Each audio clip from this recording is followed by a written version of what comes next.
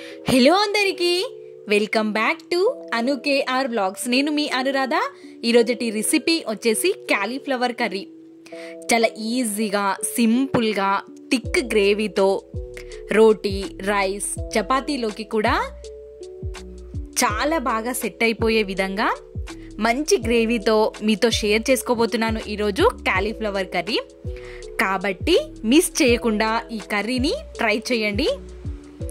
ముందుగా ఒక medium size క్యాలీఫ్లవర్ని తీసుకొని నేను ఇక్కడ నీట్గా పురుగులేమీ లేకుండా ఇంతింత పీసెస్గా కట్ చేసుకొని తీసుకుంటున్నాను. మరీ పెద్దవిగా కాకుండా మరీ చిన్నవి కాకుండా కర్రీలో మనకి పీసెస్గా కనిపించే విధంగా కట్ చేసుకొని తీసుకుంటున్నాను.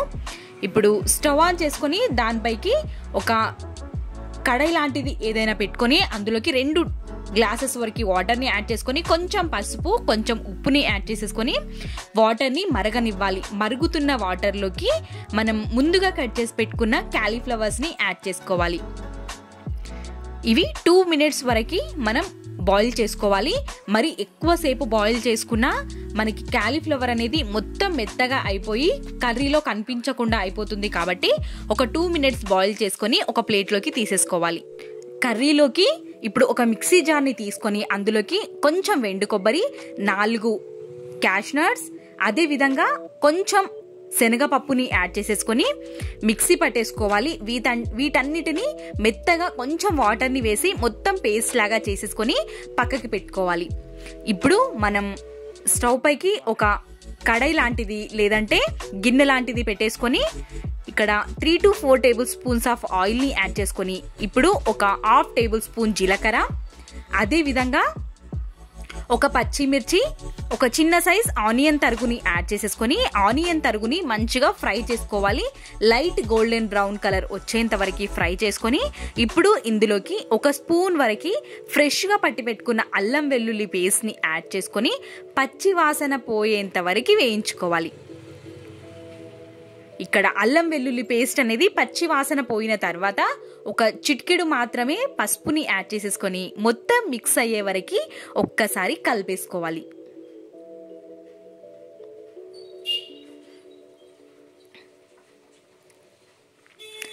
ఇక్కడ కలిపేసుకున్న తర్వాత అదేవిధంగా ఒక రెబ్బ కరివేపాకుని కూడా యాడ్ చేసేసుకొని కరివేపాకుని కూడా వేగనివ్వాలి.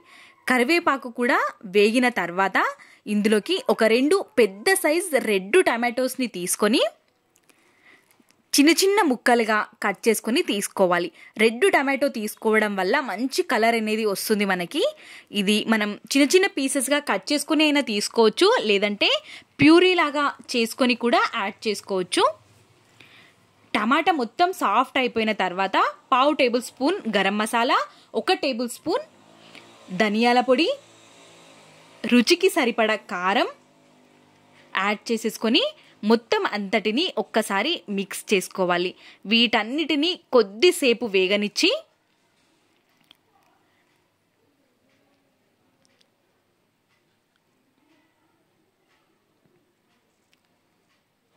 ఇవన్నీ మంచిగా కలిసిపోయి వేగిపోయిన తర్వాత మనం ముందుగా కట్ చేసి పెట్టుకున్న క్యాలీఫ్లవర్ ముక్కలన్నిటినీ ఇక్కడ యాడ్ చేసేసి మొత్తం కలిసే వరకు ఇంకోసారి కలిపేసుకోవాలి.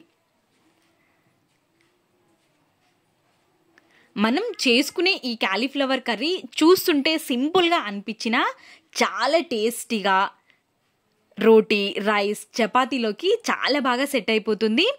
ఇప్పుడు రుచికి సరిపడా సాల్ట్ని కూడా యాడ్ చేసేసుకొని ఒక్కసారి మొత్తం అంతటినీ కలిసే వరకు మిక్స్ చేసుకోవాలి. క్యాలీఫ్లవర్ ముక్కలు అనేవి ఇలా ఆయిల్లోనే కొంచెం ఫ్రై అయ్యే విధంగా ఉంచేసుకొని ఫ్రై అయిపోయిన తర్వాత మనం పేస్ట్ పట్టి పెట్టుకున్నాం కదా, క్యాష్నట్స్, వెండు కొబ్బరి, శనగపప్పు, ఆ పేస్ట్ని కూడా యాడ్ చేసేసి కొంచెం సేపు ఫ్రై అయిపోయిన తర్వాత కొంచెం వాటర్ని మనము గ్రేవీకి సరిపడా వాటర్ని మాత్రమే యాడ్ చేసుకోవాలి. మరి ఎక్కువ లూజ్ అయ్యే విధంగా కాకుండా ఇక్కడ మనం శనగపప్పుని మిక్సీ పట్టుకున్నాము, క్యాష్నట్స్ని కూడా, కాబట్టి మనకి గ్రేవీ అనేది కొంచెం థిక్నెస్ అనేది యాడ్ అవుతుంది.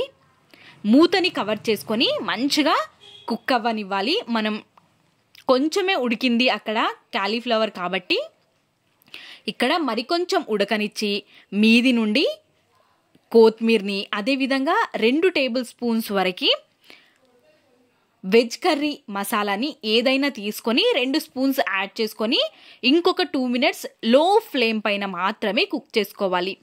ఇలా కుక్ అయిపోయిన ఈ కర్రీని మనం వేడివేడిగా అన్నం, చపాతీ, రోటీలోకి సర్వ్ చేసుకున్నామంటే చాలా రుచిగా ఉంటుంది. ఒక్కసారి ట్రై చేయండి. మీకు గనక ఈ వీడియో నచ్చినట్టయితే లైక్, షేర్, సబ్స్క్రైబ్ చేయడం మర్చిపోవద్దు. Thanks for watching.